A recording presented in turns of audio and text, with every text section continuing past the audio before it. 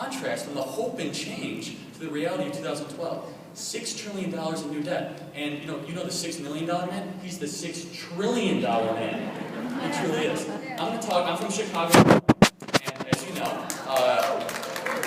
from Chicago you can vote as many times as you want in one day. It doesn't matter.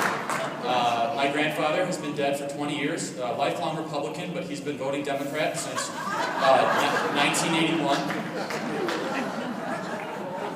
And I'm from a school district, a little north, very affluent area. But one day in economics class, we were distributing new textbooks. We got new textbooks, we were so excited. And the author just surprised me. Paul Krugman. Now those of you who don't know who Paul Krugman is, he's from the New York Times. He writes for, he's an interesting fellow. He wrote Conscious of a Liberal. And he argues for the collective thought that entitlements are something that can be honorable. And I said, all right, I'll go into this textbook non-biased. Maybe he went about this the right way. I open up to page 183. Chapter title, The Reagan Tax Cuts Did Not Accelerate Economic Growth. I go to my teacher and I say, this is wrong. The CBO says that obviously exploded in growth. I mean, everybody who lived through the 80s know that. She says, well, he won a Nobel Prize, so he must be right. I said, well, so did Obama.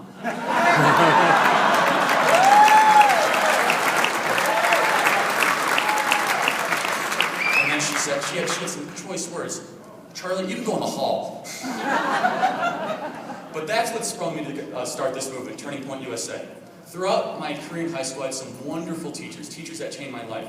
But there was also teachers that were teaching from a left perch, from a propaganda machine, that were pushing this big government entitlement mentality.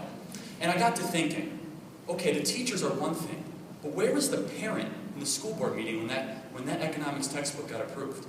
Where was the parent demanding that Krugman's book gets nowhere near our tax dollars?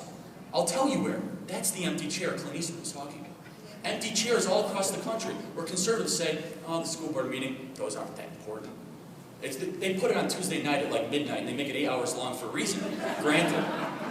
But still, that empty chair that Clint Eastwood was talking about, it was not just the empty chair in the White House, because we all know that exists, but it's the empty chair in every single school board across this country when people don't stand up for what they believe in, or they let their students and their children get corrupted by big government. So I have one final message. Do not, under any circumstance, let progressivism take over our high schools or your students, or this country will never be the same. Take a stand, vote for Mitt Romney, and one last thing. Fiscal conservatism is taking over the youth. Believe, and we will win in November. Thank you.